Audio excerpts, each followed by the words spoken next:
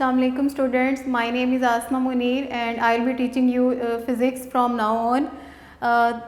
I hope you all are fine in your houses, in your schools, in your wherever you are living and I hope you are हम जो है इस corona की situation से भी deal कर रहे हैं जिसकी वजह से हम ये ऑनलाइन क्लासेस जो है इनका सेशन स्टार्ट कर रहे हैं.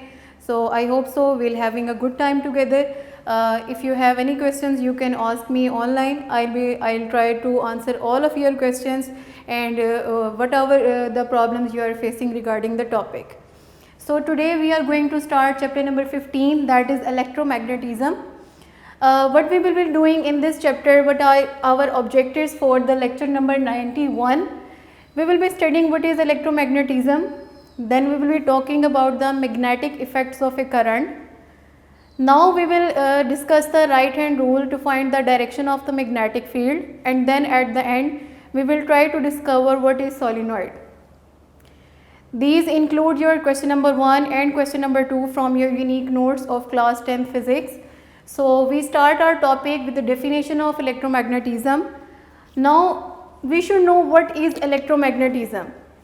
We define it as the study of magnetic effects of current.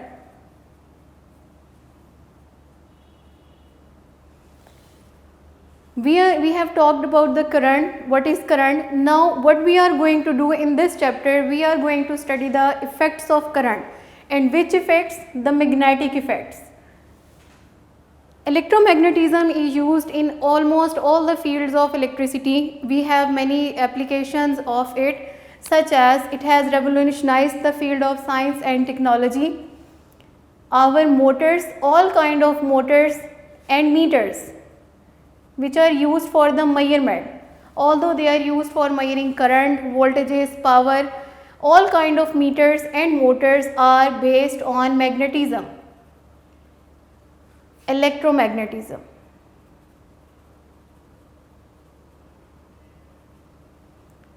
Electric generators which are used for the production of electricity throughout the world, they are also based on the principle of electromagnetism. They work on the principles of electromagnetism. Electric generators produce electricity when a set of wires is rotated in magnetic field. So they produce electricity. So this is our electromagnetism, the study of magnetic effects of current. Now we will study what are the magnetic effects of current. So our next topic is magnetic effects of current.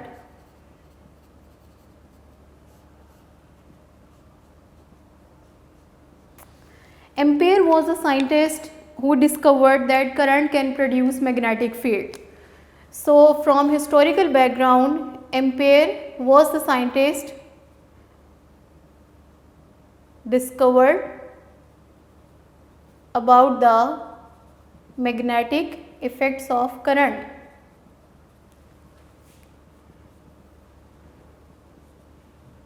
He performed a simple experiment to explain how current produces magnetic field. In this case, we will be taking a straight long conductor. We are having a straight conductor. This conductor, in order to pass current through it, we are connecting it through a battery. A battery has two terminals, positive and negative. We will be considering the direction of conventional current which flows from the positive terminal of the battery towards the negative terminal of the battery.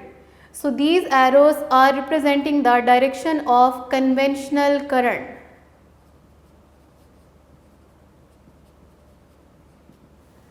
So in order to know that a magnetic field is going to produce here, what we are doing, we are having a cardboard which is passing through which this straight conductor is passing. So here is a cardboard and this piece of wire is passing through this cardboard. As we all know that iron is a material which is attracted towards the magnet. So in order to understand that if a magnetic field is generated due to this current, what we will be doing, we will place some iron fillings on this cardboard, some pieces of iron on this cardboard. If the pieces are aligned in some direction, it shows that we have produced magnetic field in this straight conductor. If the iron fillings remain unattracted, it means there is no magnetic field in the straight conductor.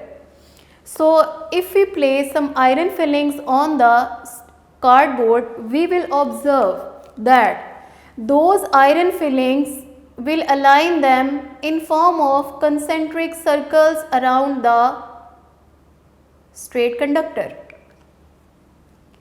which shows that the magnetic field will be in circular lines around the straight conductor. We have two methods to show that if a magnetic field is produced. One is iron filling, and the other thing which we will be using, which is used to detect the presence of magnetic field, is an instrument which is known as magnetic compass needle. So we will be using a magnetic compass needle to see if there is some magnetic field here around the straight conductor. We are using it to detect magnetic field. So, if you place a compass needle on the cardboard, एक compass needle को आप इस cardboard के ऊपर अगर place कर दें, a compass needle has got two poles, one is north pole and the other is south pole. If there is no external magnetic field, the north and south, the needle align in north and south direction. But if we have a magnetic field other than the magnetic field of the earth, तो उस case में जो हमारी needles होंगी इस magnetic field के अंदर, वो मैग्नेटिक फील्ड की डायरेक्शन में अपने आप को अलाइन कर लेंगी. सो हमने जो है वो अपनी कंपस को जो है इस कार्डबोर्ड के ऊपर इस स्ट्रेट कंडक्टर के इर्द गिर्द प्लेस करना है और हमने देखना है कि हमारी नॉर्थ की और साउथ की नीडल्स कौन सी डायरेक्शन में अलाइन कर रही हैं. जिस डायरेक्शन में आपकी नॉर्थ और साउथ की नीडल्स अलाइन करेंगी वहाँ पर आप डॉट्स लगाते जाएंगे डिफरेंट पॉइंट्स के ऊपर, और जब आप आखिर में इन डॉट्स को आपस में मिला देंगे तो आप देखेंगे कि आपके पास जो है वो सर्कल्स आ जाएंगे यहाँ पर, and these circles will be concentric circles. Concentric circles are such circles which have the same center. You can see that all these circles, they have the same center and they are aligned around this center. So magnetic field is produced in form of concentric circles around a magnet. Now we want to show the effect of direction of current, that अगर हम जो है इस current की direction को change कर देते हैं, if we reverse the poles of the battery, तो क्या उस चीज़ का मैग्नेटिक फील्ड की डायरेक्शन के ऊपर कोई इफ़ेक्ट होगा या नहीं होगा. तो हम ये एक्सपेरिमेंट जो है वो परफॉर्म करेंगे, जिसमें हम क्या करेंगे, हम सिर्फ जो है वो यहाँ पर अपने बैटरी के पोल्स को रिवर्स कर देंगे. ऊपर आ जाएगा नेगेटिव टर्मिनल, नीचे आ जाएगा पॉजिटिव टर्मिनल. ये हमारे पास एक कार्डबोर्ड है, इस कार्डबोर्ड के अंदर से मेरा स्ट्रेट कंडक्टर जो है वो पास करके जा रहा है. इस केस में अगर आप इसके ऊपर कंपस नीडल प्लेस करते हैं on your cardboard, you will see that कि जो मैग्नेटिक फील्ड की लाइंस की डायरेक्शन होगी it will be reversed. Previous case में जो डायरेक्शन आपके पास आई होगी उस डायरेक्शन के कंपैरिजन में जो यहाँ पर मैग्नेटिक फील्ड की direction in form of concentric circles होगी, इट विल बी रिवर्स्ड. अब हमारे पास ये क्वेश्चन अराइज होता है कि हम इस डायरेक्शन को जो है वो किस तरह से फाइंड आउट कर सकते हैं. All the time we are not having the compass needle. We have proved that with the help of compass needle that magnetic field will be produced around a straight conductor. तो अगर हम ये find करना चाहते हैं कि magnetic field मेरी कौन सी डायरेक्शन में पैदा हो रही है, तो इस पर्पज़ के लिए हम एक जो है अपना यूज़ करते हैं रूल, और इस रूल को हम नाम देते हैं राइट हैंड रूल का. राइट हैंड का नेम इसलिए इसको दिया गया है बिकॉज हम इसके अंदर अपने राइट हैंड को यूज़ कर रहे होंगे, and this rule is used, it is used to find direction of magnetic field. around a straight conductor. We are talking about a straight conductor. So if you have a straight conductor, आप इस right hand rule को use करेंगे और इसके accordingly आप find करेंगे magnetic field की direction को। अब ये राइट हैंड रूल जो है वो क्या स्टेट करता है, इट सेज कि अगर आप अपनी इस स्ट्रेट कंडक्टर को अपने राइट हैंड में इस तरह से ग्रिप करते हैं कि आपका थंब ये शो करता है कन्वेंशनल करंट की डायरेक्शन को। अगर आपका थंब कन्वेंशनल करंट की डायरेक्शन को शो कर रहा है तो आपका जो कर्ल ऑफ फिंगर्स होगा, you can see my fingers are curling, तो ये कर्ल ऑफ फिंगर जो आपके पास जिस भी डायरेक्शन में आएगा it will be showing the direction of the magnetic field. So take the first case, in this case the current is flowing in the downward direction from top to bottom. Current is flowing from top to bottom. Current flows from top to bottom. So in this case आप अपने straight conductor को इस तरह से अपने हाथ में पकड़ेंगे कि आपका थंब जो होगा वो करंट की डायरेक्शन में होगा। In this way, the thumb is in the downward direction and in this direction my fingers are curling and you can see that these fingers are curling in the clockwise direction. जिस direction में आपकी clock की जो है needles move करती हैं उसी direction में आपके हाथ की फिंगर्स जो हैं वो भी मूव कर रही होंगी। And from these blue lines I am showing the direction of the magnetic field around the straight conductor. ठीक है, तो ये क्लॉक की डायरेक्शन में आपके फिंगर्स जो हैं ये मूव करेंगी। So if your current is flowing from top to the bottom the magnetic field will be in the clockwise direction. ठीक है, तो आपका करंट अगर फ्लो कर रहा है तो आपकी direction of magnetic field will B clockwise. अब हम जो है वो अपना दूसरा केस कंसीडर करते हैं जिसमें अपने बैटरी के टर्मिनल्स को मैंने रिवर्स कर दिया था। तो इस केस में मेरा पॉजिटिव टर्मिनल नीचे वाली साइड पे चला गया है, तो conventional current we know that it flows from positive terminal. So these blue lines are showing the direction of the conventional current. In this case the current is flowing from bottom to top. So the direction of current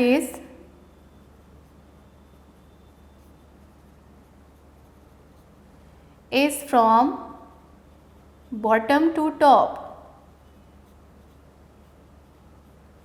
So apply your right hand rule here.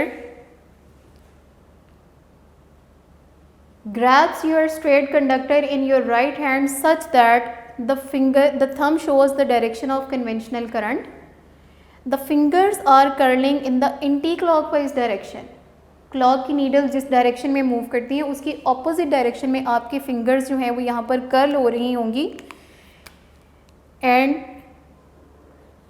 This is the anti clockwise direction, the opposite to the direction of the needles of the clock. So if your current flows from bottom to top, the magnetic field is in the anti-clockwise direction.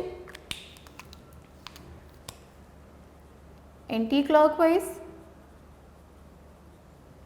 And if current flows from top to bottom, the magnetic field will be in the clockwise direction. So we state right hand rule as grasp the conductor in your right hand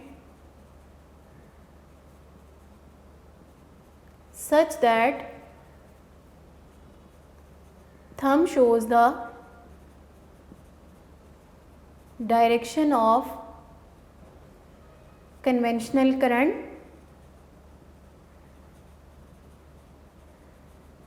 and curl of fingers will show the direction of magnetic field.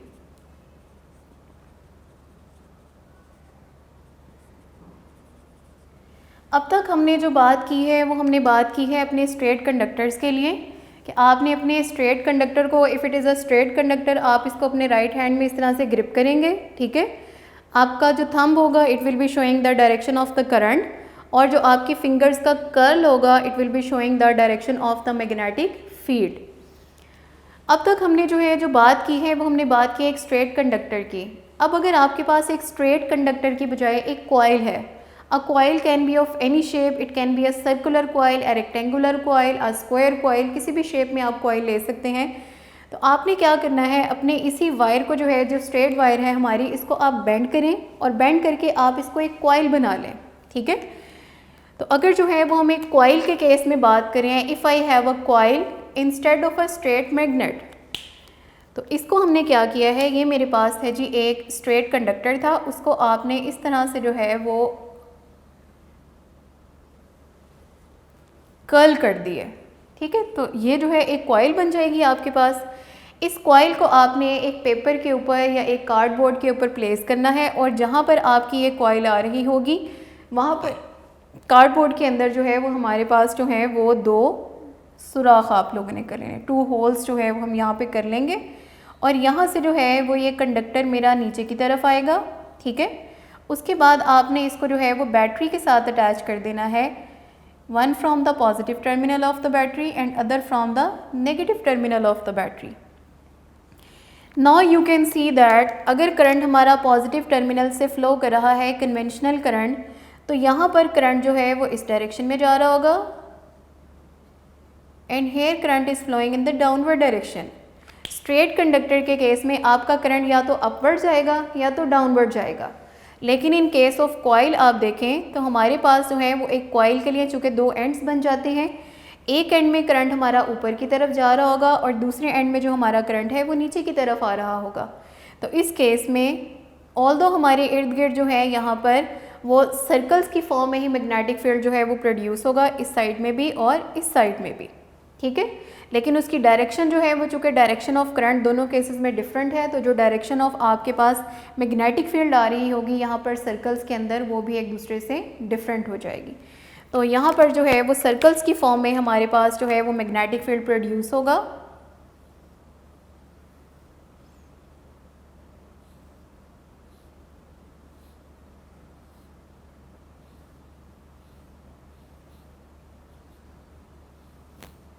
ठीक है, तो यहाँ पर जो है आप देखें bottom से हमारा जो है वो टॉप की तरफ करंट जा रहा है, और जहाँ पे हमारा करंट जो है वो बॉटम से टॉप की तरफ फ्लो करता है वहाँ पर हमारी मैग्नेटिक फील्ड की डायरेक्शन है इन द एंटी क्लॉकवाइज डायरेक्शन।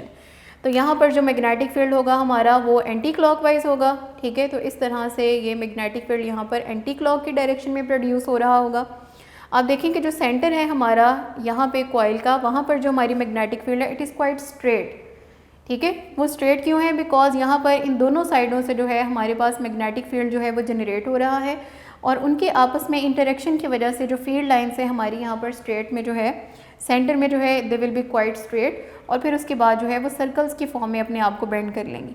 यहाँ पर करंट हमारा ऊपर से नीचे की तरफ आ रहा है, तो मेरे पास जो मैग्नेटिक फील्ड यहाँ पर प्रोड्यूस हो रहा होगा it will be in the conventional clockwise direction, conventional current के अकॉर्डिंगली। तो क्लॉकवाइज डायरेक्शन जो है वो मेरी यहाँ पर जो है वो करंट की बनेगी, और यहाँ पर जो आपका करंट होगा वो क्लॉकवाइज डायरेक्शन में प्रोड्यूस हो रहा होगा, ठीक है।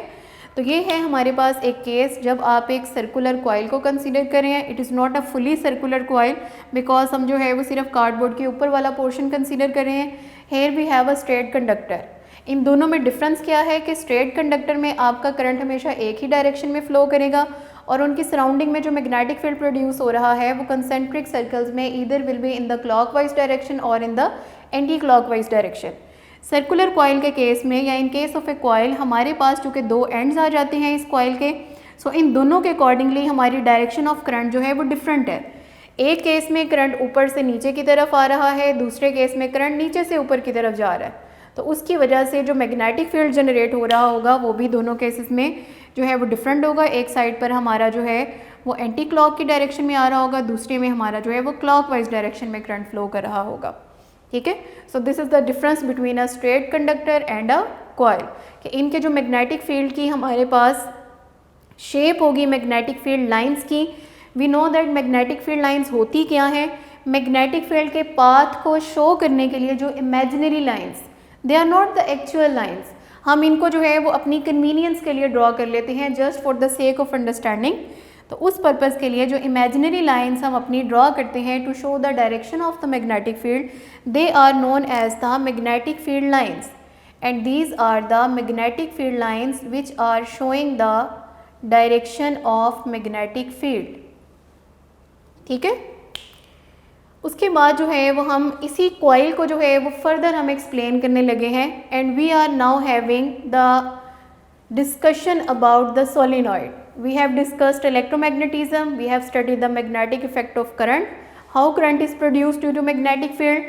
Now we have discussed the right hand rule to find the direction of the magnetic field, और हमने जो है वो इसके लिए अपने मैग्नेटिक इफेक्ट को स्ट्रेट कंडक्टर के लिए भी एक्सप्लेन कर लिया है और एक कॉइल के लिए भी।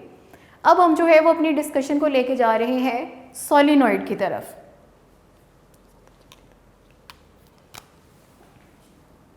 सोलिनॉइड,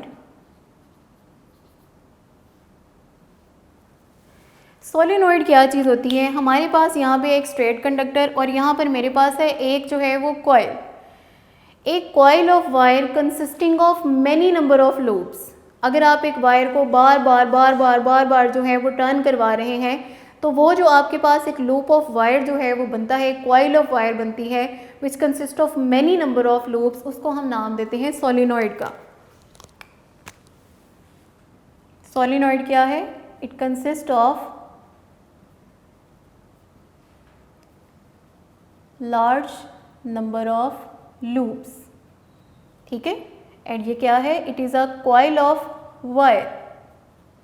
वायर से आप इसको बनाते हैं। वायर को जो है जब आप बार बार उसके लूप्स बनाते जाएंगे, जिस तरह से ये देखें, if I have this wire, ये मैं इसके लूप्स बना रही हूँ। ठीक है, तो I have a lot of loops here, तो ये एक कॉइल, ये पूरी को हम नाम दे रहे हैं एक कॉइल का। ठीक है, ये किस चीज़ की बनी हुई है? एक वायर की बनी हुई है। And it consist of many number of loops, इसके अंदर बहुत सारे लूप्स हैं। तो इस पूरी जो हमारे पास ये फॉर्मेशन बनती है, इसको हम नाम देते हैं सोलिनॉइड का। ठीक है, एक कॉइल है, ठीक है, जो वायर की बनी हुई है और इसके अंदर बहुत ज़्यादा लूप्स हैं, तो ये बन जाएगी हमारे पास एक सोलिनॉइड। अब आप देख सकते हैं कि क्या ये वाली एक कॉइल यही कॉइल नहीं है जो हमने प्रीवियस केस में डिस्कस की है, and it is contributing towards the production of the magnetic field. तो इसमें से आपका जो हर एक लूप होगा वो मैग्नेटिक फील्ड को प्रोड्यूस कर रहा होगा, और जो टोटल फील्ड हमारा इस सोलिनॉइड के अंदर से पैदा हो रहा होगा, it will be the sum of the magnetic field produced by this and all these loops. इन सब के लूप्स की मैग्नेटिक फील्ड को आप आपस में ऐड करेंगे। ठीक है, और जो टोटल हमारे पास मैग्नेटिक फील्ड आएगी वो इस पूरी सोलिनॉइड की मैग्नेटिक फील्ड होगी। तो चूंकि इसके अंदर हर एक लूप जो है वो हमारी मैग्नेटिक फील्ड की तरफ कंट्रीब्यूट कर रहा है, तो अगर आपके नंबर ऑफ़ लूप्स ज़्यादा होंगे, इट मीन्स आपकी जो मैग्नेटिक फील्ड इसके अंदर पैदा हो रही है वो भी ज़्यादा होगी। ठीक है, अगर लूप्स कम होंगे तो कम लूप्स कंट्रीब्यूट करेंगे टुवर्ड्स मैग्नेटिक फील्ड, तो स्ट्रेंथ भी हमारे पास मैग्नेटिक फील्ड की कम होगी। अगर आपके नंबर ऑफ़ लूप्स बढ़ जाएंगे तो हमारे पास जो है जो मैग्नेटिक फील्ड स्ट्रेंथ होगी वो भी बढ़ जाएगी। तो चूंकि ये लार्ज नंबर ऑफ़ लूप्स पे डिपेंड करता है, तो इसलिए इसके अंदर से जो मैग्नेटिक फील्ड प्रोड्यूस होती है वो बहुत ज़्यादा होती है। It produces very strong magnetic effect. Strong magnetic effect को जो है सोलिनॉइड प्रोड्यूस करती है। अब सोलिनॉइड जो है ना हमारे पास, इसके अंदर से जब आप करंट को पास करवाएंगे तो हमें पता है कि ये मैग्नेटिक फील्ड को प्रोड्यूस करेगी, और जो मैग्नेटिक फील्ड सोलिनॉइड के अंदर से प्रोड्यूस होता है that resembles to the magnetic field of a bar magnet. Bar magnet क्या होता है? एक बार की फॉर्म में आपके पास एक मैग्नेट होगा। बार मैग्नेट क्या है? बार की फॉर्म में एक मैग्नेट होगा। It is a permanent magnet. We have magnets have two poles, one is the north pole and other is the south pole. Magnetic field lines always start from north pole and end on the south pole. कि north pole से हमेशा आपकी magnetic field lines निकलेंगी और ये enter हो जाती हैं हमारी साउथ पोल के अंदर। तो जो बार मैग्नेट है उसकी मैग्नेटिक फील्ड इस तरह से होती है कि सेंटर में हमारी जो लाइंस होती हैं दे आर क्वाइट स्ट्रेट। जैसे जैसे आप बाहर की तरफ जाते रहते हैं ये लाइंस जो होती हैं आहिस्ता आहिस्ता से बेंड होना स्टार्ट हो जाती हैं। ठीक है, तो magnetic field lines will be starting from north, north में से निकलेंगी। ठीक है, और साउथ के अंदर ये डायरेक्शन आप देख लें कि ये नॉर्थ से निकल रही हैं और साउथ में जाकर एंटर हो रही हैं। So the arrows are inside on the south pole and arrows are outside on the north pole. North pole से निकल रही हैं, साउथ पोल में आकर एंटर हो रही हैं। तो अगर आपके पास इस तरह की कोई सोलिनॉइड है, if you have a solenoid और आप इसके अंदर से करंट को पास करवा रहे हैं, तो करंट को पास करवाने के बाद क्या होगा, इसके अंदर से जो मैग्नेटिक फील्ड आपका जनरेट हो रहा होगा, it will resemble the magnetic field of a bar magnet. ठीक है, तो हम एक सोलिनॉइड को ड्रॉ करते हैं। सोलिनॉइड जो है उसको हम एक आयरन की कोर के ऊपर अपनी वायर को जो है वो लपेटते हैं। ठीक है, तो आके वो जो है वो उसका जो मैग्नेटिक फील्ड है वो कन्फाइंड रहे अपनी जगह के अंदर। तो हम जो है वो यहाँ पर एक सोलिनॉइड को कंसीडर कर रहे हैं। ये मेरे पास है जी एक आयरन की कोर। ठीक है, इस आयरन की कोर के ऊपर, दिस इज़ आयरन कोर, इस कोर के ऊपर आपने अपनी कॉइल को जो है वो वाउंड करवाना है। ठीक है, जितनी ज़्यादा दफ़ा आप उसको वाउंड करवाएंगे उतना ज़्यादा स्ट्रॉन्ग मैग्नेटिक इफ़ेक्ट इसके अंदर जनरेट होगा। सो ये है जी हमारे पास, इसको हमने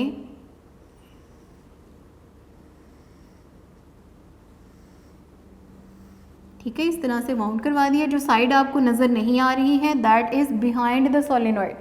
ठीक है, क्योंकि वो हमें फ्रंट से नज़र नहीं आ रही है, दैट एग्जिस्ट, वो हमारी कोर के पिछली साइड पर है, क्योंकि ये सर्कल्स की फॉर्म में इसके ऊपर जो है वो बेंड होकर आ रही है। ठीक है, तो ये जो पोर्शन मैं ड्रॉ नहीं कर रही हूँ वो मेरा इस कॉइल के पीछे है, और जो पोर्शन मैं ड्रॉ कर रही हूँ वो जो मेरा है वो इस कॉइल के आगे है।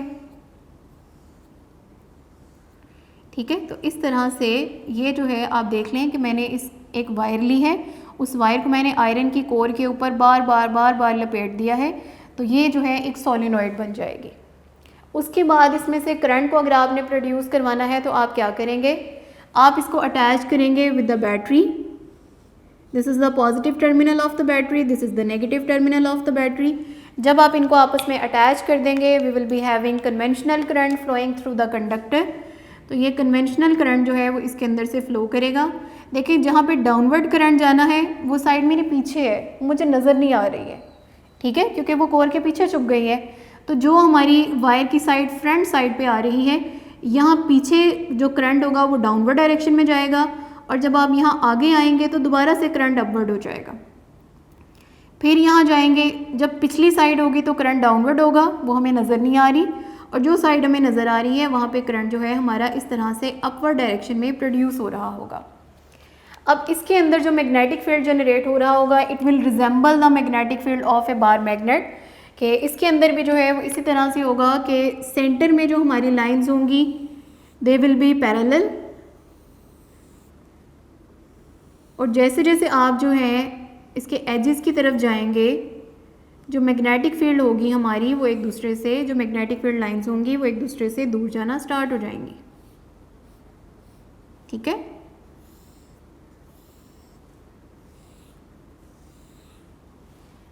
तो ये जो है ये रिजेंबल करेगा मैग्नेटिक फील्ड जो है वो मेरी बार मैग्नेट के मैग्नेटिक फील्ड को।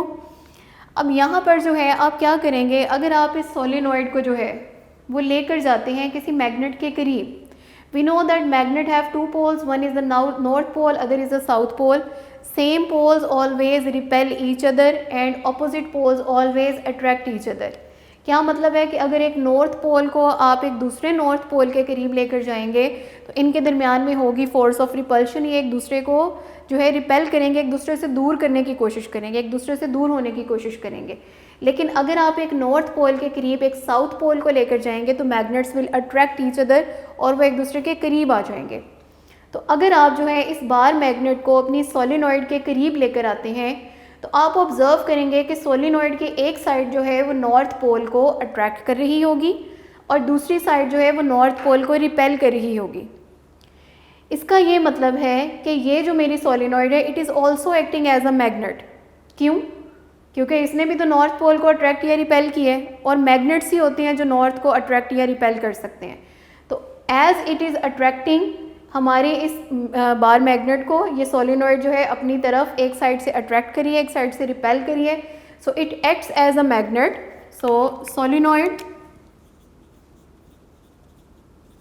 Acts as a magnet having north and south poles. So from this discussion हम जो है वो अपनी एक मटेरियल को जो है वो हम डिफ़ाइन करने लगे हैं। मटेरियल तो हमारे पास है, मतलब उसकी एक प्रॉपर्टी कि इलेक्ट्रोमैग्नेट हमारे पास क्या चीज़ है। हम जो है वो अभी तक बार मैग्नेट को स्टडी करें हैं। बार मैग्नेट एक परमानेंट मैग्नेट है, ठीक है। आप इसको किसी भी रूटीन में अगर अपने आयरन के करीब लेकर जाएंगे तो ये उसको अट्रैक्ट कर लेगा अपनी तरफ। इलेक्ट्रोमैग्नेट जो है वो हमारे पास क्या होते हैं,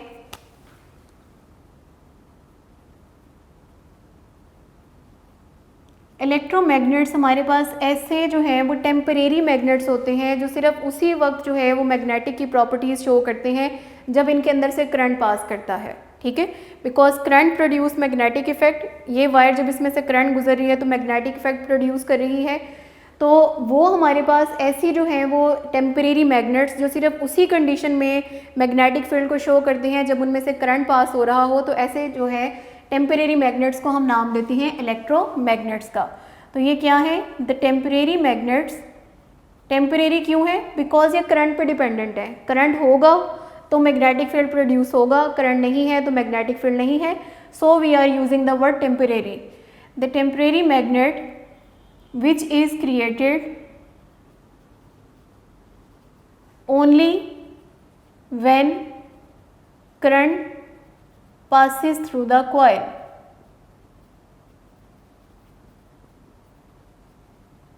ठीक है, कॉइल जो है वो कोई भी वायर है या स्ट्रेट कंडक्टर है, कोई भी चीज़ है, उसके अंदर से अगर करंट पास हो रहा है तो वो मैग्नेट बन जाएगा। अगर करंट पास नहीं हो रहा तो वो कोई मैग्नेट की प्रॉपर्टीज़ को शो नहीं करेगा। अब यहाँ पर ये फाइंड आउट करने के लिए, ये तो हमें पता चल गया कि इसमें मैग्नेटिक फील्ड पैदा हो रहा है, लेकिन ये देखने के लिए कि इसमें मैग्नेटिक फील्ड कौन सी डायरेक्शन में पैदा हो रहा है, which pole is acting as north pole, which pole is acting as south pole.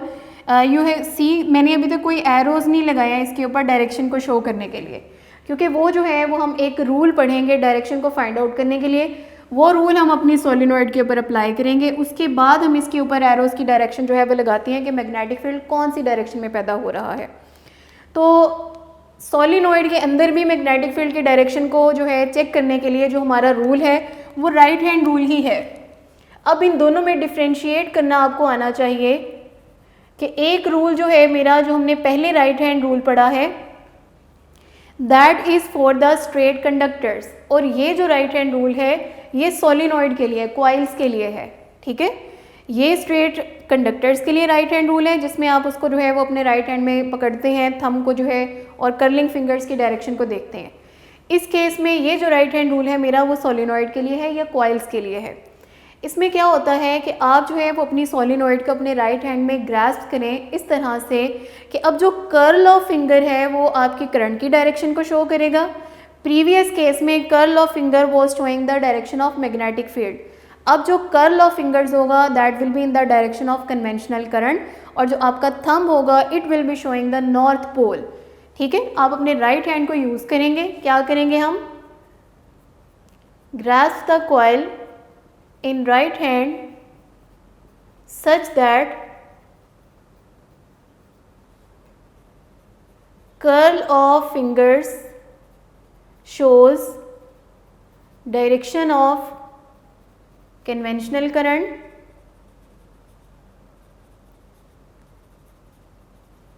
then thumb will indicate north pole, ठीक है। अब इस केस पे आ जाएं, आपने अपनी फिंगर्स को इस तरह से कर्ल करना है कि ये जो आपके एरोज़ हैं वो आपके जो है वो फिंगर्स जो हैं वो एरोज़ की डायरेक्शन में जानी चाहिए। तो इस तरह से अगर मैं कर्ल करूँगी अपने हैंड को तो ये फिंगर्स ऊपर जा रही हैं तो करंट ऊपर जा रहा है, तो ये थंब जो है हमारा जिस भी डायरेक्शन में पॉइंट कर रहा होगा that will be the north pole. ये साउथ पोल है, नॉर्थ पोल से मैग्नेटिक फील्ड लाइंस निकलेंगे और साउथ पोल में आकर ये मैग्नेटिक फील्ड लाइंस हमारी एंटर हो जाएंगी, ठीक है। तो इस तरह से आप जो है वो सोलिनॉइड के अंदर मैग्नेटिक फील्ड की डायरेक्शन को फाइंड कर सकते हैं। और इसके साथ जो है जो हमारी आज की डिस्कशन है इस टॉपिक के ऊपर वो एंड होती है। इसको जो है वो हम दोबारा से एक ब्रीफ रिव्यू ले लेते हैं कि हमने पहले इलेक्ट्रोमैग्नेटिज्म को वो किया, ठीक है, पढ़ा, जिसमें हमने कहा कि मैग्नेटिक इफेक्ट्स जो हैं अगर हम करंट की स्टडी कर रहे हैं तो वो इलेक्ट्रोमैग्नेटिज्म है। आपकी जितनी मोटर्स हैं, जितने मेजरिंग इंस्ट्रूमेंट्स हैं, इलेक्ट्रिक जनरेटर्स हैं, उन सब के अंदर इलेक्ट्रोमैग्नेटिज्म का प्रिंसिपल यूज़ होता है। फिर हमने स्ट्रेट कंडक्टर के थ्रू जो है वो करंट के मैग्नेटिक इफेक्ट को एक्सप्लेन किया और हमने ये देखा कि डायरेक्शन ऑफ करंट चेंज करने से मैग्नेटिक फील्ड की डायरेक्शन भी चेंज हो जाती है। फिर इस मैग्नेटिक फील्ड की डायरेक्शन को फाइंड करने के लिए हमने राइट हैंड रूल डिस्कस किया। फिर हमने इस स्ट्रेट कंडक्टर को एक कॉइल की फॉर्म में डिस्कस किया और देखा कि इसकी मैग्नेटिक फील्ड कौन सी शेप में आएगी। देन हमने सोलिनॉइड को डिस्कस किया और हमने कहा कि सोलिनॉइड के अंदर जो मैग्नेटिक फील्ड प्रोड्यूस होता है वो बार मैग्नेट से रिजेंबल करता है। और फिर हमने जो है इसके अंदर मैग्नेटिक फील्ड की डायरेक्शन को शो करने के लिए, ठीक है, हमने राइट हैंड रूल को डिफाइन किया। उस राइट हैंड रूल के अकॉर्डिंगली जब हमने इसके ऊपर इसको अप्लाई किया तो नॉर्थ पोल जो है हमारा इस डायरेक्शन में आया। जिधर नॉर्थ पोल होगा उस साइड पे हमारी मैग्नेटिक फील्ड लाइंस जो हैं वो निकल रही होंगी और जिस साइड पे साउथ पोल होगा वहाँ पर हमारी मैग्नेटिक फील्ड लाइंस एंटर हो रही होंगी, ठीक है। और वो मटेरियल जो करंट के पास करने से मैग्नेट बन जाता है that is known as an electromagnet. Thank you so much.